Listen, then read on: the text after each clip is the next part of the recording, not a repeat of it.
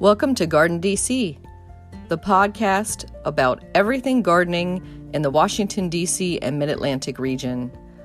I'm your host, Kathy Jentz. I'm the editor of Washington Gardener magazine, and we're aimed at gardening enthusiasts, people who grow everything from edibles to ornamentals, natives to exotics. If it grows in our area, that's what we talk about.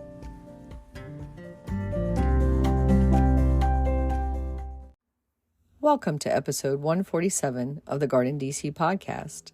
In this episode, we talk with Lois J. Vries, Executive Director of the Sustainable Gardening Institute and Library, about sustainable gardening practices. The plant profile is on Golden Ragwort, and we share what's going on in the garden, as well as some upcoming local gardening events in the What's New segment. We close out with Dr. Allan Armitage, who returns to share the last word on Annual Plant Snobs. This episode, we're joined by Lois Vries, Executive Director, Sustainable Gardening Institute and Library. Welcome, Lois. Hi, Kathy. It's great to be with you today. Thanks so much for the opportunity to speak with your listeners about the Sustainable Gardening Library. Well, it's great to have you, and we've known each other for, I'm going to say, well over a decade. We're both members of GardenCom, used to be known as the Garden Writers Association. Right. I've especially enjoyed the Region 2 meetings in the Delmarva area. So for those listeners, the Garden Communicators Association is divided up into regions, and there's an international region, of course, but our region of the Mid-Atlantic is basically New Jersey through DC, and we're a close-knit region. We get together, hopefully we try to once or twice a year and have local garden tours and meetups, and so we get to know each other pretty well over the years and get to see some pretty gorgeous gardens, right, Lois? That's right.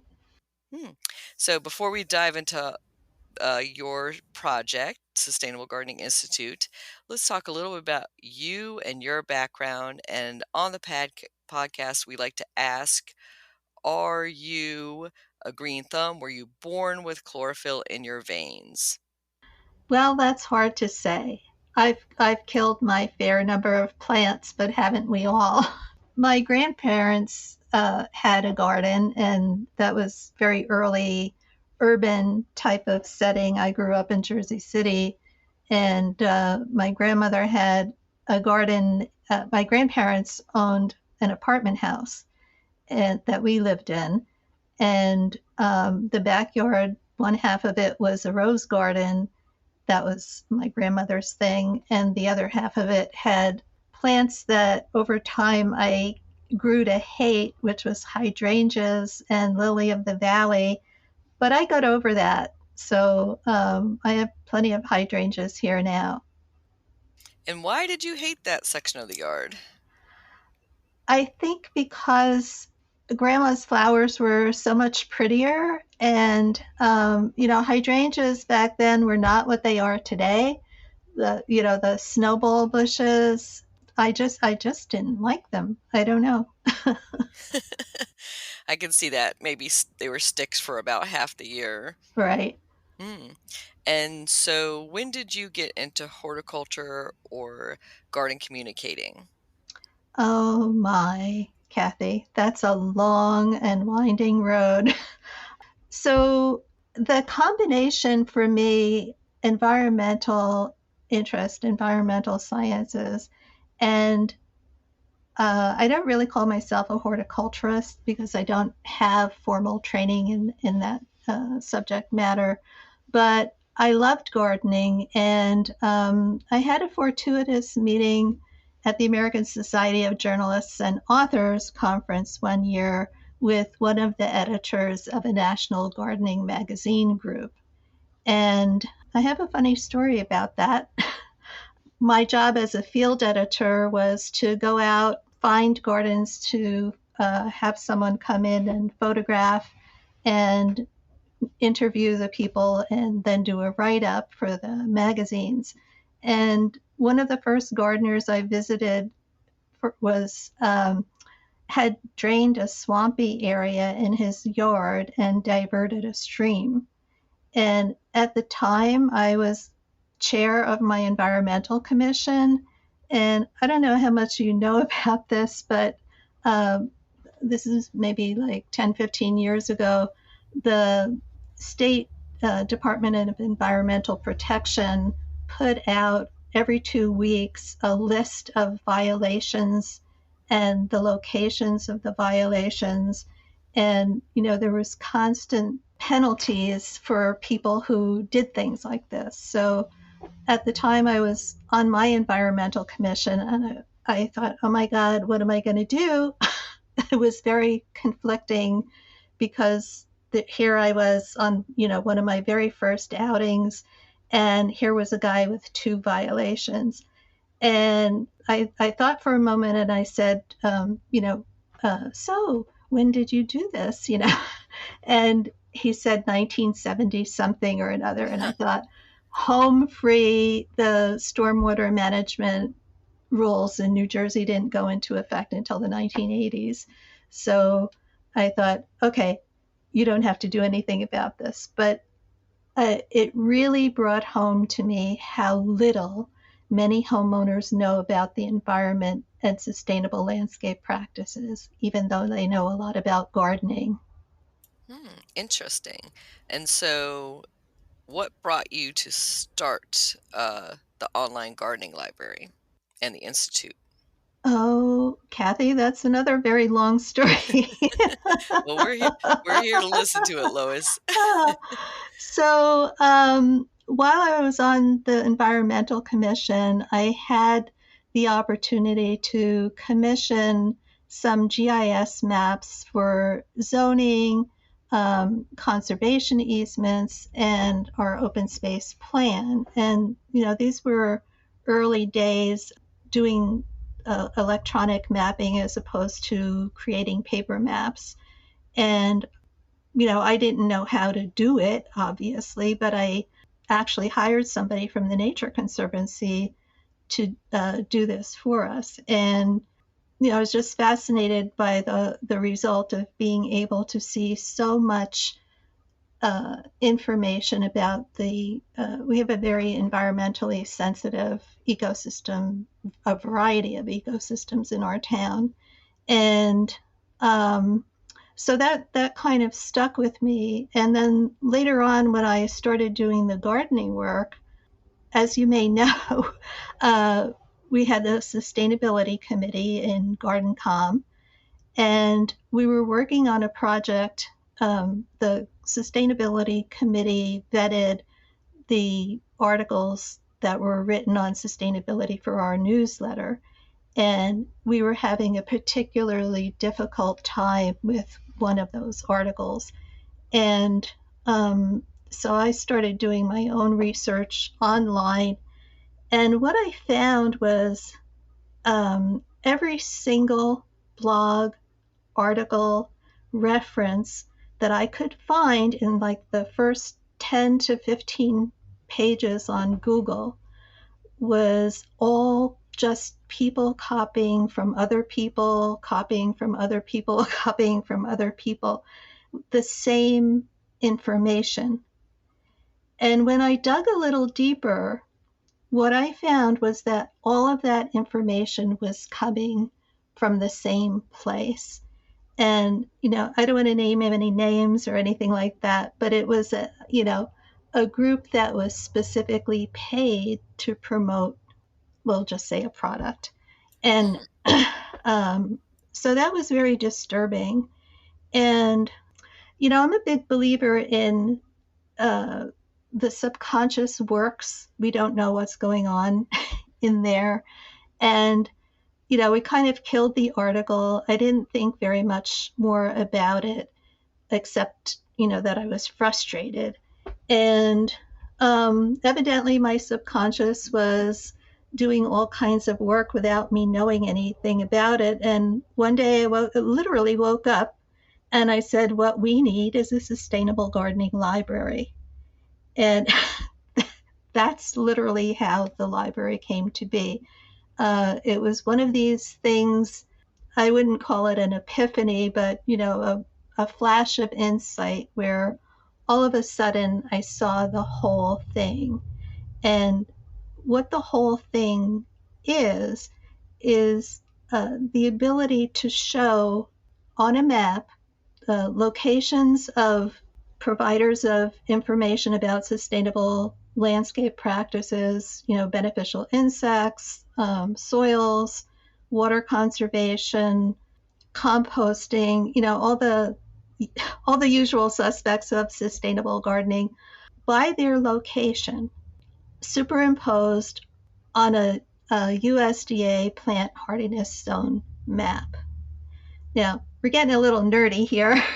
um, Hmm.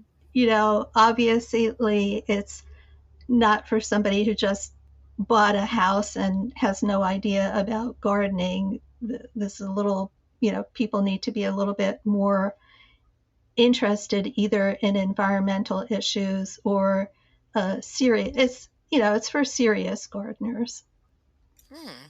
And so, out of that epiphany of needing this service because you weren't able to find that actual information, that's where it was born. And so, before we dive into more about the library and what people can find there and how they could use it, let's talk a little bit about where you garden and the town you refer to. So, you are in Lafayette, New Jersey. And for those listeners who are outside the mid Atlantic, maybe listening from overseas, can you describe your climate, your growing zone, and actually also what you grow in your garden?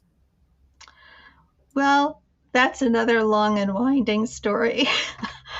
Technically, we're supposed to be in zone 6B, but we're not. Excuse me, 6A. We're actually in hardiness zone 5B, and nobody's ever going to convince me otherwise.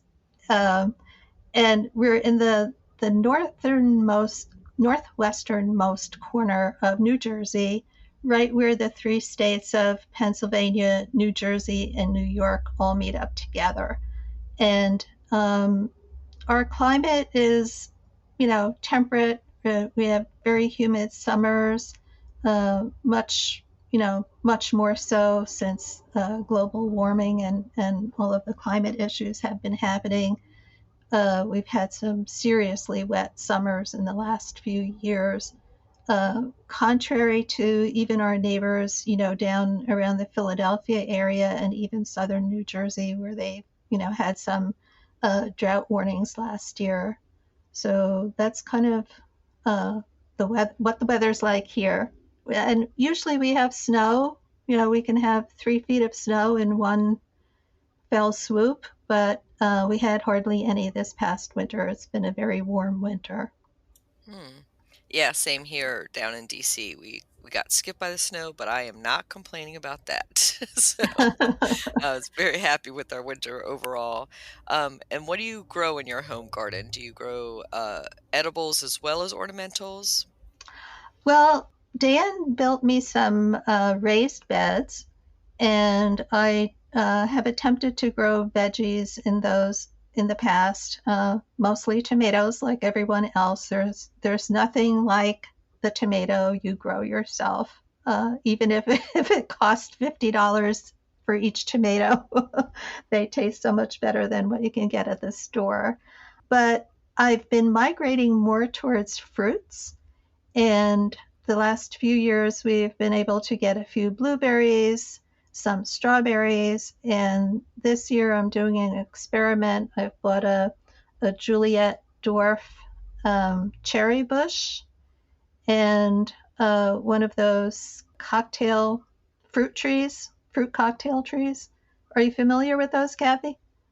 Yeah, I call those the Frankenstein trees. So they're the ones that, you have one arm that might be a pear or an apple or different kinds of fruit on different ones or different varieties of the same fruit, right?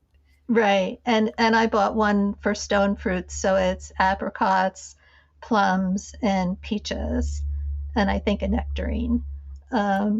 They're not a true Frankenstein in that they're not GMO, but they're Mhm. peculiar. They're grafted trees, Yeah.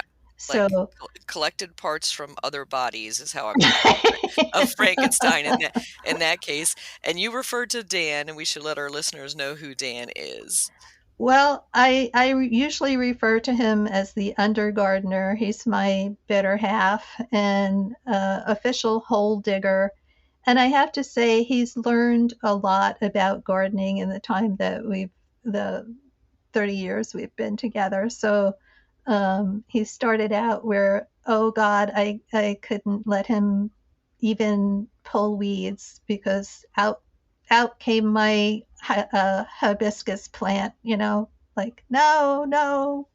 One time he did pull a purple plum hibiscus out and threw it away. And when I realized it was gone, um, I was like, "Where did you put it? Where did you put it?" And we went to the pile and dug it out and was able to actually rejuvenate it by getting it back in the hole. So Nice. Well, I'm yeah, glad that was a happy ending, and yeah, we could probably do a whole episode on spouses or partners or, life mates who aren't gardeners, and those who are gardeners, and what it's like to garden with each other in both situations, because they both have their pros and cons, right? Even if yeah. they were somebody who loved gardening, that might still be the difficulty there. Hmm. So, steering us back to the sustainable gardening library, let's talk about how a serious home gardener would use it and access it. Well, I think one of our newest apps in the library would be very helpful for somebody who was into their hardiness zones and ecosystems. And that's the Eco Regions app. Um, that combines, I'll be nerdy for just a second, that combines the EPA Level 3 ecoregions with the USDA plant hardiness zones all in one map. And the layers can be toggled on and off. So you can either just look at your plant hardiness zone, or if you really want to know more, you can toggle the ecoregions on by itself, or I like to look at them together. So, so why do you need this? Well, I didn't know we needed this. This is another interesting story. uh, Kathy, you know Cynthia B., another of our colleagues out in Utah. Mhm. And I just think this is uh, such a good example of the importance of networking and talking to other people. And how the EcoRegions app came about was that we were in a Facebook group together, and she was complaining that it's all fine and good to be in the same hardiness zone as someone else. But if you have a different soil or a different type of ecosystem, what kind of plants you can put there are not the same. So when you go to the EcoRegions app, if you zoom in to where you live, you don't have to put your zip code in. All you have to do is zoom in to like where you live, and the more you zoom in, the fewer numbers that you're going to see. So that's what you want. And when you click on your location, say your town, the hardiness zone that you're in, and some towns are like in 3 hardiness zones, we have discovered. And then an outline of the ecoregion will also light up. And a pop-up will come up to take you to the ecoregions, the EPA's ecoregions list. And if you go there, it will tell you what kind of soils are there, what the climate is, what the native vegetation is, what type of hydrology you have, what type of terrain, what type of wildlife, and even previous land use. So if something was a farm in the past, or God forbid, a brownfield or something like that, that's all going to be in there. And that what that does for folks is to give them a better handle on what type of plants to choose. Because you know, I this is from personal experience. You can choose plants that are hardy in your hardiness zone, but they don't grow well for you. And lots of times people think that they have a black thumb or a brown thumb because of that, but it can also be that you have a different soil. So, Mhm. you know, you don't want to put a rhododendron or an azalea in a limey soil. They Hmm. like acid soils. So that's one way that people at home can use the library. The very first the heart of the library though is the topics app. And what we have there is, you know, you go to our homepage, you click on the topics section, and we have a visual directory. So I know we're all familiar with the, not all of us, but the old card catalog in libraries, you know, where you had to dig through index cards. And now libraries have essentially transferred that information to an online type of format. But what we've done is put it in a visual format. So, you know, on beneficial insects, we have a picture of a bee. On farming and food, we have a guy on a tractor. You know, that type of thing where, you know, it's quick, it's easy, each topic says what it is. And we're working ourselves up to 50 topics. Right now, we're, I think, at about 42 or something like that. So the content is divided up according to topics that were actually vetted by the sustainability committee at GardenCom. So, you know, what we asked them what they thought were the most important topics to be covering. So that's where we got those ideas. I've expanded on those a bit. And what people will find is, again, the hardiness zone and map pins that show where the collaborators, the folks that have supplied our information, where they're located. So you can go by zone.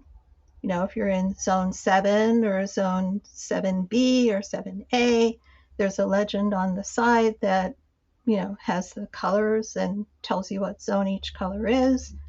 And you just, you know, pick a map pin and see what that collaborator has. So in the DC area, some of our collaborators are American University Arboretum, Dumbarton Oaks, which you might not think would be, you know, appropriate, but they have some really interesting information about. I don't know if you had read about this, Kathy. They had an issue with runoff coming, you Mhm. know, down the mountain. Oh, yeah, they're on such a steep slope, going down to Rock Creek Park. It's, you know, a very steep grade, and I've witnessed the erosion over the years, and I also saw their, you know, extensive repair project that they did and was impressed that they, you know, basically pulled back the whole garden to install that new system. Right, and so they have some information about, you know, what the issue was and what they were doing to remedy it in our library. Um, and I, you know, for people like yourself, Kathy, I think it's a really good resource for starting stories and, you know, doing research and just finding interesting topics to cover. Is you know, especially like with the podcast, you're constantly looking for new information. Um, Mhm. some of the other places, other collaborators are University of Maryland Arboretum and Botanical Garden, and the U.S. Botanic Garden, the U.S. National Arboretum. And thank you for taking us to the Delaware Botanical Gardens at Pepper Creek on one of our GardenCom meetings. That's been a wonderful, wonderful resource for us. They were very happy to participate. Great to hear that. And you referred to going back a little bit on your previous comment about how you could use that EPA zone map and narrow it down to just where you're growing and a little bit about the brownfields. I think I used that to check out our community garden, which is across the street because it used to be a HVAC business, and I suspected as much, and it did turn out to be a brownfield underneath that it was rated for that because Oh, it's also surrounded by auto mechanic shops for over 20 years, and of course, oil and gas spilling there. So I was very surprised. We, of course, amended the soil, and most people are growing in raised beds and that sort of thing, but it's still fascinating to find that out. And you wouldn't know that if you hadn't witnessed that. If I didn't know 20 years ago that that business was there, you would just come up across the community garden. So, same thing in your own home landscape when you were saying that it might not be your fault when a plant passes away, of course, right. because I've seen cases of previous owners soak their entire landscape in Roundup, like just kill everything and soak it into the soil. And then the new person comes in and moves in, and they're just, in tears because they can't figure out why everything they plant just immediately dies. So having at least some parts of that puzzle is a great resource. Well, and it's so much more of a problem in urban areas. Here in New Jersey, we have so many Superfund sites, but I think one of our collaborators is Pittsburgh Botanic Garden, and I think that that's a good example of uh, an attempt to do not just remediation, but make something good out of something awful. I don't think I would particularly want to grow food plants there, but but they've done a lot of work at that location. hmm And I think we actually need to dial it back a little bit further, Lois. And I realize let's define sustainability and Ah, some of those topics and principles, because sometimes the term sustainability gets confused with organic gardening or permaculture.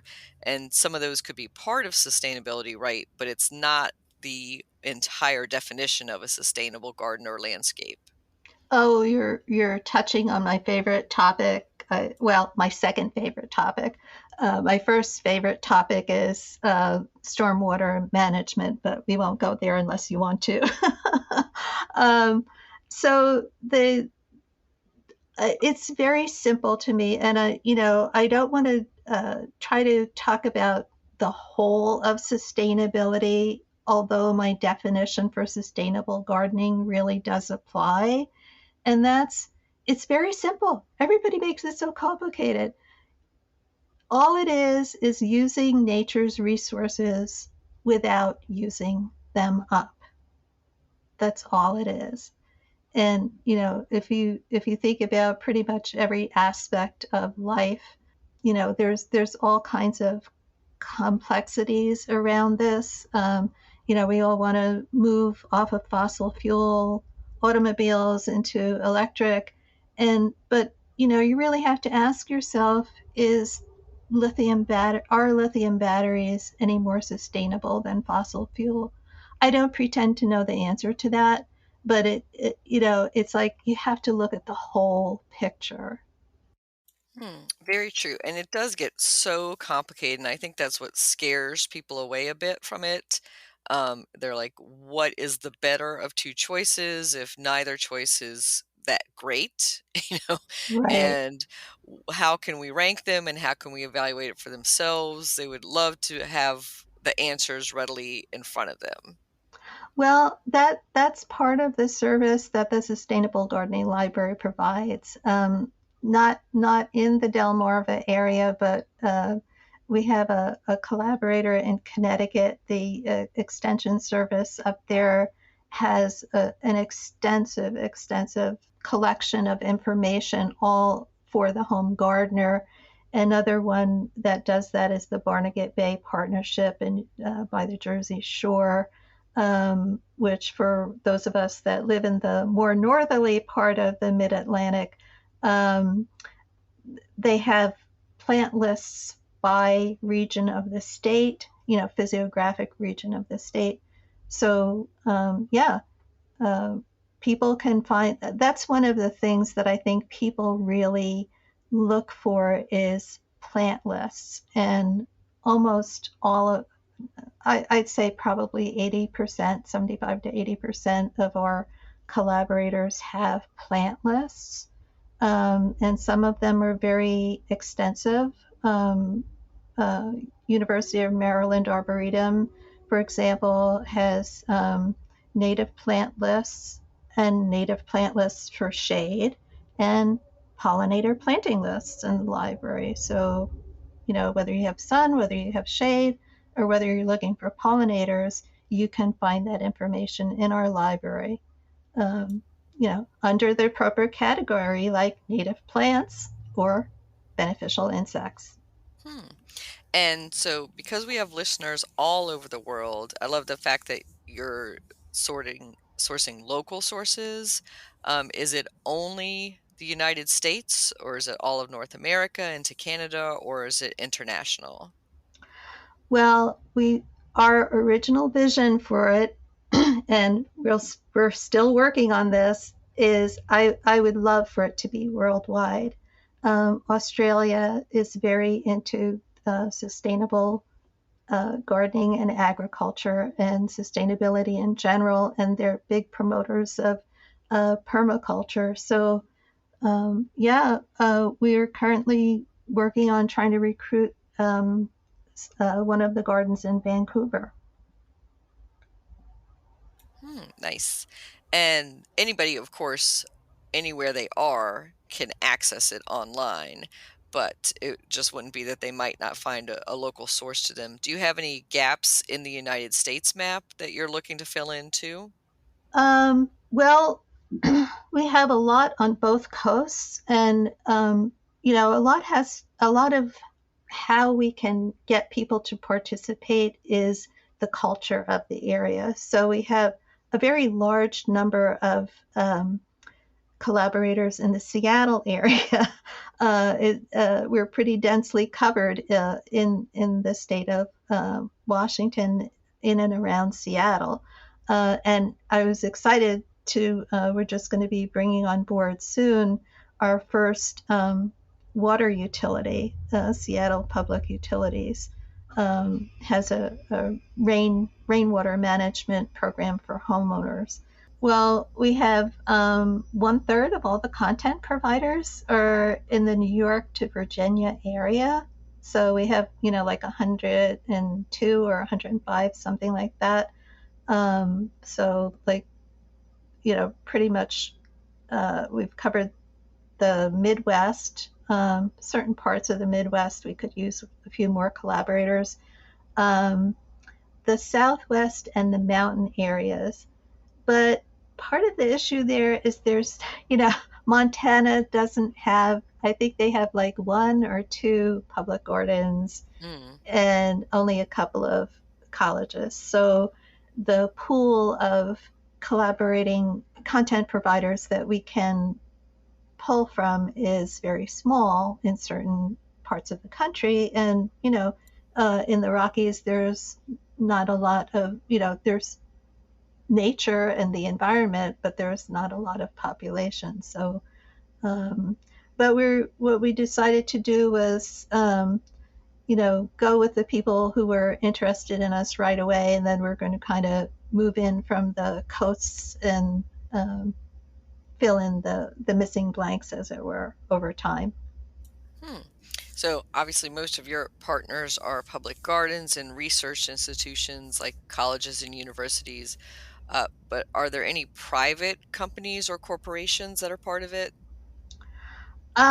No, and the reason for that is goes all the way back to our original survey with then Garden Writers Association, and we did a survey and asked members.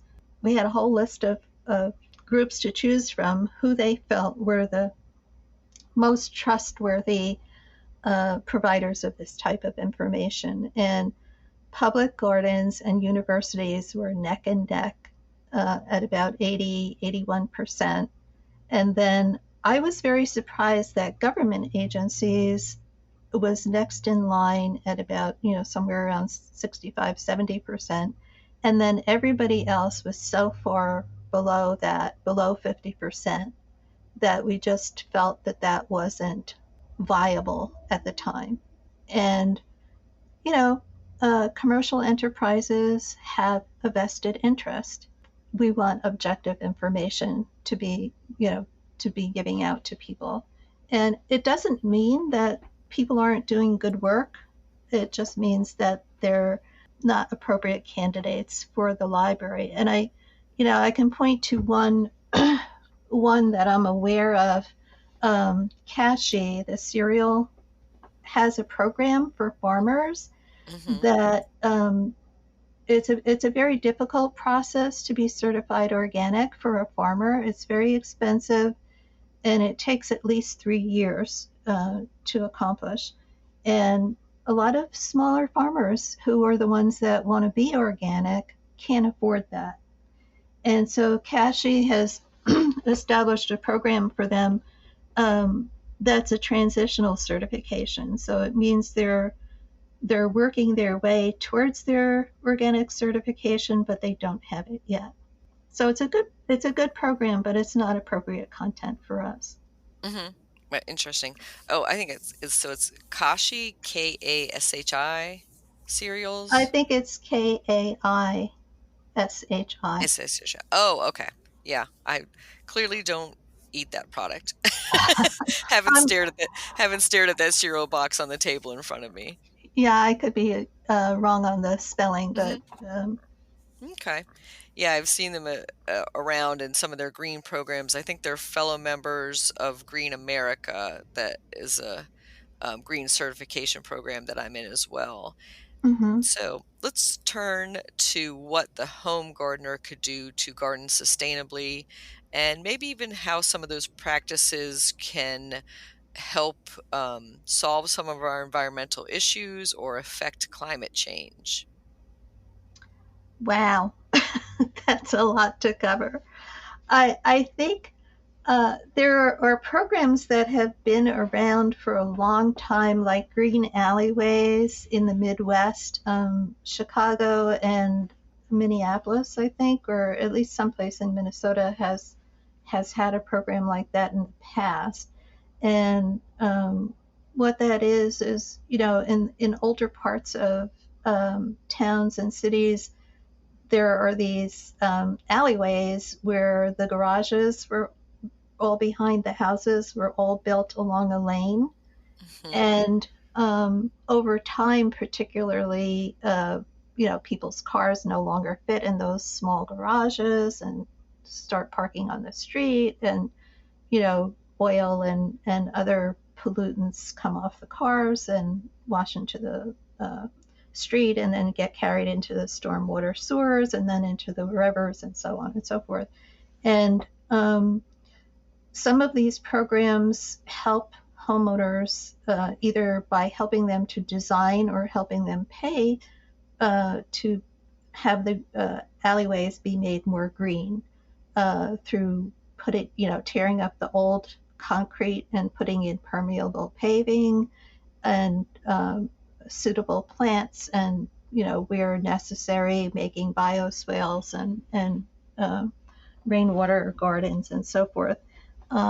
Another example of that is planned communities. I forget the name of it, Applegate or something like that, near Longwood, um, is a planned community where uh, the there's a lot of open space behind the houses that's kept in a meadow, and there's a walking part of the meadow is mowed so that people can walk through it, but it's basically an open space, an open community space, and those are the types of things that people can do themselves. If you live in an established community, get together with your homeowners association or with your neighbors if you're not in an association, and try to plan so that a small section of everyone's garden is given over,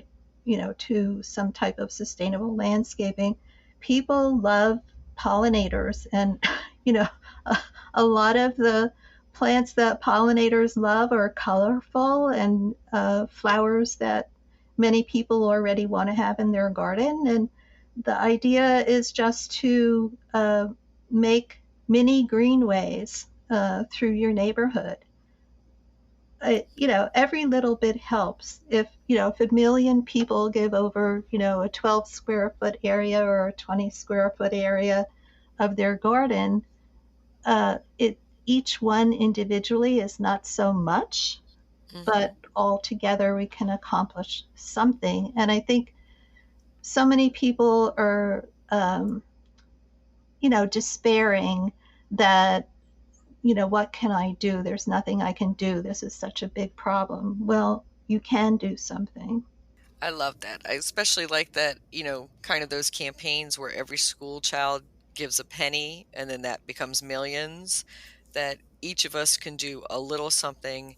And I totally agree, Lois, especially on the pollinator plants that are so beloved by the pollinators most are the ones that we love too. Because I Right. think there's something in our Jungian brain that we're all, why are we attracted to these flowers? We're not pollinators. Why do we love the sense of them so much too? That fragrance and that beautiful color, it doesn't really make sense on the human level of why we're so obsessed with roses and peonies and those sorts of things, or lotuses and water lilies, but we are. Right. Right. So, another thing that people can do, and I know rain barrels are like old hat at this point, but you don't have to use a rain barrel. You can direct the runoff from your roof, into a garden. It doesn't necessarily have to be a rain garden. These are not difficult things to start. And I think you had said in your book, Ground Cover Revolution, to start small. Hmm. And that's the what I would recommend with sustainability. If you can afford to, and if you have the motivation to, uh, yes, you could rip out everything and start over. But I'm not a purist. I enjoy my exotic plants as much as anybody, but I work around. We live in the woods here, so there's already a lot of native vegetation, and we add to those things as we can, and as the spirit moves us. But there's coneflowers and black-eyed Susans and cardinal flowers and um, not the invasive type of honeysuckle, uh, which we seem to be blessed with an abundant amount of the invasive type, but so we're always hacking it back. But yeah, I mean, it doesn't have to be all or nothing. And that was really the motivation behind the Sustainable Gardening Library. Um, we recognize that people exist along a spectrum, from not sustainable at all to totally zero, net zero energy, net zero this, net zero that, and people that are extreme at both ends. We're trying to do is move people from being less sustainable to being more sustainable. And the library is a tool to help them move along that continuum. Hmm. Such a great point. And I love that it's not all or nothing. You're either sustainable or you're not. You're working your way, right? You're working your way towards full sustainability, but it's always going to be a process. Well, Kathy, no garden is truly sustainable because when the gardener dies or Mm. moves, the garden stops. Hmm. It's an artificial. Gardens are artificial constructs that people take plants from here and there and arrange them in the way that they want. And when the gardener is gone, over time, if left alone, you're going to have a succession of natural plants come in and start taking over. Hopefully not invasives. Hmm. And yeah, you could make a sustainability plan, a succession plan, so to speak, for your own garden as well. Sure. Yes, definitely. Yep. But yeah, I do take your point that, the second you stop weeding, you stop maintaining, then it starts to rewild, but maybe not in the way that you'd like it to rewild. Right. And Mhm. I think that's worse in urban and suburban areas where there's not such a seed bank Mhm. existing in the ground of native plants as there once was. Yep. Yeah, you can't do the burn clearing in an urban area for many reasons. And then what's gonna come back is not gonna be a whole field of Virginia bluebells, say. It's probably gonna be a lot of that, invasive honeysuckle, from Right. my experience. But, um, so let's talk about some final thoughts. So if you were a new homeowner, new gardener, just moved into a place and you were starting from scratch, what advice would you give them? Do nothing. Wait a whole year because you don't know what's there. I've seen this happen so many times where, and it's understandable. You got a new house, whether it's a new to you house, and you want to get out there and get going, but wait and see. A good example is this time of the year. Bulbs are popping up. Maybe they're already finished down by you, but um, you're not going to know that if you start digging everything up in the middle of the summer or the fall, before the bulbs have a chance to appear. So, and perennials the same thing. Some perennials die so far back to the ground that you can't really see that there's been a plant there. Peonies, I think, are a good example of that. Not a native plant, but nevertheless, many people have them in their gardens, and just wait to see what happens. You might get some really nice surprises there. Mhm. Yeah, and you can be really blessed by what that former homeowner or gardener did there. Right. Well, thank you so much, Lois, for sharing some sustainable gardening practices for homeowners and home gardeners and telling us about all the resources available to them at the sustainable, if I can say that, sustainable gardening library. How can people contact you and how can they find out more? Well, they can find the library at www.sustainablegardeninglibrary.org or just Google Sustainable Gardening Library. And our companion website is the Sustainable Gardening Institute, the sustainablegardeninginstitute.org. And there's contact pages or menus on both of those sites. So um, I won't try to give you my email because it's so long. But it's eldervries at sustainablegardeninglibrary.org if you want to try that. Excuse me, sustainablegardeninginstitute.org. Hmm. And we'll have a link up to the Institute and the library on this podcast in the notes. So thank you again, Lois, for sharing and for being part of the Garden DC podcast. It's been a pleasure, Kathy. Thank you so much.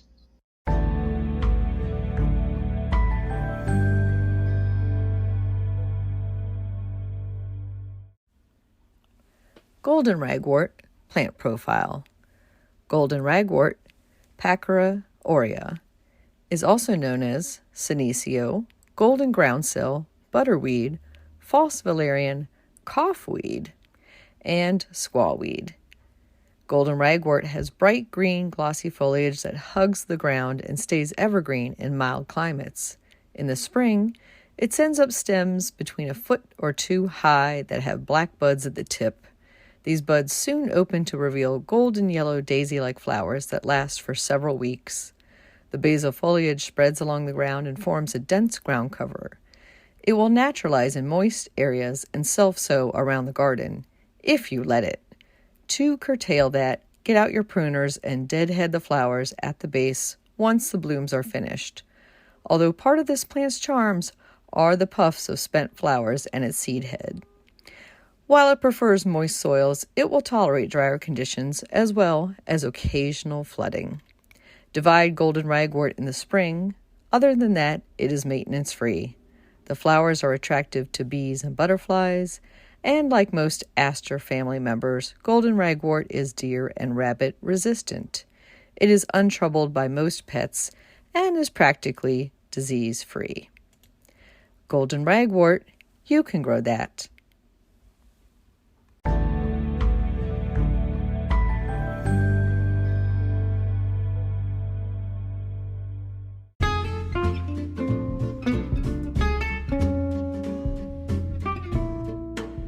What's new in the garden this week? Well, my Carolina allspice shrub is blooming away and the fragrance is fantastic. Over at the community garden plot, the Yukon Gold potatoes I had planted a month ago are starting to pop above the surface, and so I am looking forward to a nice crop of potatoes by the end of this summer. In local gardening news, we have some upcoming events to tell you about, including the FONA Garden Fair on Saturday, April 29th from 9 a.m. to 4 p.m., and that is put on by the Friends of the National Arboretum on the grounds of the U.S. National Arboretum in Washington, D.C. There are vendors and activities for the whole family from 9 to 4, but the plant sale itself is limited from 9 to 11 a.m. to FONA members only. And yes, you can join at the door if you want to have access early into that plant sale. Then after 11 a.m., it is open to the public. And it's free to attend the event. It's rain or shine, and you can find out more details at fona.org. That's FONA.org. Another plant sale to look out for is Saturday, May 6th from 9 a.m. to 12 noon. The Beltsville Garden Club plant sale is taking place in the Roosevelt parking lot, Centerway in Greenbelt, Maryland. That is also rain or shine, and the details for that are at beltsvillegardenclub.org. A garden tour that I highly recommend is the Shepherd Park Garden Tour on Sunday, May 7th from 2 to 5 p.m. This is a self-guided walking tour that showcases beautiful landscapes in the Shepherd Park Colonial Village and North Portal Estates neighborhoods of Washington, D.C. There's unique gardens of various styles. The tickets are $15 per person, and you can find out more about that at shepherdpark.org and look for the Annual Garden Tour tab. And then finally, on Saturday, May 13th at 9 a.m. to 1 p.m. is the Garden Mart Plant Sale hosted by the Silver Spring Garden Club. That's their annual plant sale fundraiser, and near and dear to my heart as I am president of the Silver Spring Garden Club, and that's our biggest event of the year. It takes place at Brookside Gardens in Wheaton, Maryland at the Visitor Center on the outside terrace to the right of the main entrance, and you can find out more details about that at silverspringgardenclub.com. Happy gardening!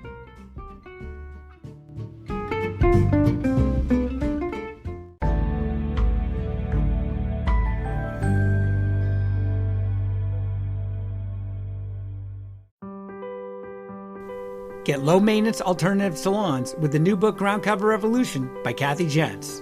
Reducing the lawn is among the biggest trends in homeownership, with an endless stream of homeowners looking for an eco-friendly alternative to a traditional everyday grass lawn. In the last 3 years alone, over 23 million American adults converted part of the lawn to a natural landscape, and now are looking to do even more. The biggest challenge to adopting this new ideal of the perfect lawn is knowing how and when to replace your turf and which plants are the best ones for the job. Ground Cover Revolution is here with all the answers you need. Included are 40 in-depth profiles of plants that are perfect choices for replacing a grass lawn. There are options for sun, for shade, for dry and wet sites, and for various climates around the globe. There are choices that bloom, options that are evergreen, and selections that are deer resistant. Author Kathy Jentz has also included an incredibly useful chart that gives you all the details on each of the 40 choices for quick reference and to make your ground cover selection process even easier. Whether you want to replace the entire lawn or just reduce the amount of land dedicated to turf, Ground Cover Revolution will help you usher in a new and improved idea of what a beautiful lawn should be. Available at bookstores now and also at Quarto.com, where you can get 30% off using discount code GARDENING30.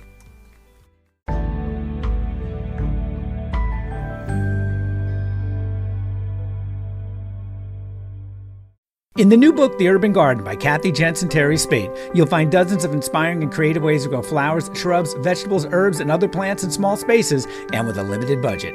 Whether you want to grow on a balcony, rooftop, front stoop, or a tiny urban patio, turn your growing dreams into reality and build a gorgeous and unique garden that showcases your personal style while still being functional and productive. With the ingenious ideas and resourceful tactics found here, you'll be maximizing yields and beauty from every square inch of your space while also making a lush outdoor living area you'll crave spending time in. Whether you're growing edible plants or beautiful flowers, the 101 amazing growing ideas found in the urban garden will turn your tiny urban yard into a treasure trove of green you'll be proud to share with family and friends. Buy your copy today at your local retail bookseller or order it online now at Amazon.com or bookshop.org.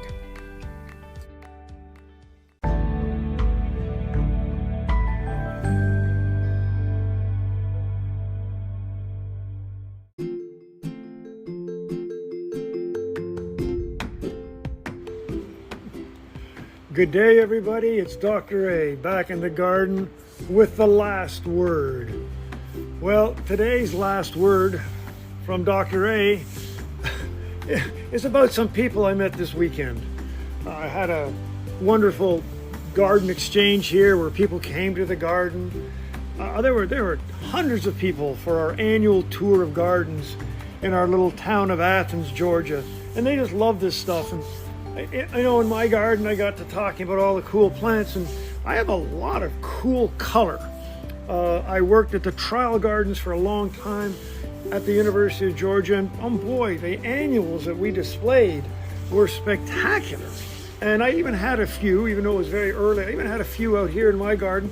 And didn't I meet people who just thought that annuals were beneath them? I mean, really, this is gardening. And gardening by its very definition includes trees and shrubs and perennials and annuals. And oh boy, they were annual snobs. They just thought a marigold was the worst thing ever. And who in the right word would actually grow zinnias? I mean, zinnias were grandmother's plants and we're way above that. Well, let me tell you, as I told them, that the breeding on annuals and color is spectacular. I mean, 10 years ago, we never heard of a calibrachoa or a scaevola, ever. And now they're commonplace in all landscapes, and commonplace means successful. So I had to have a few words with these people, but the few words I had, I hope were encouraging. Gardening is for everything and for every plant that you can have some success with. I mean, goodness, now that we have bred impatience, so they're not susceptible to downy mildew, I have impatience in all my shady areas. I have impatience beside native plants that are perennial. So there is no such thing as a bad plant in the garden. Only a bad gardener who doesn't realize that there are some great plants out there. I love gardeners, I love plants, and I have a little trouble with snobs. Don't get me started on taxonomic snobs, but those who look their nose down on annuals simply aren't smelling well. This is Dr. A with the last word on annual snobs, but let's have fun, let's go garden.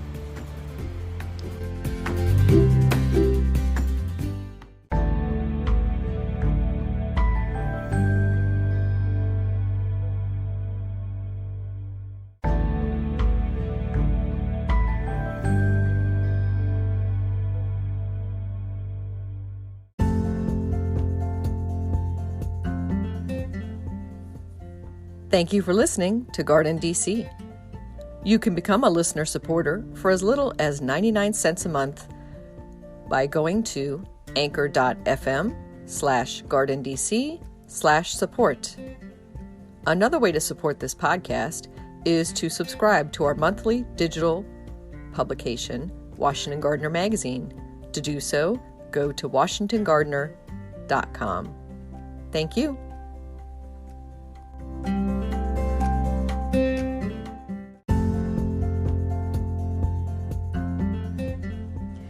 You can find Washington Gardener online at washingtongardener.com, on Twitter at WDC Gardener, on Instagram at WDC Gardener, and on Facebook.com at Washington Gardener Magazine.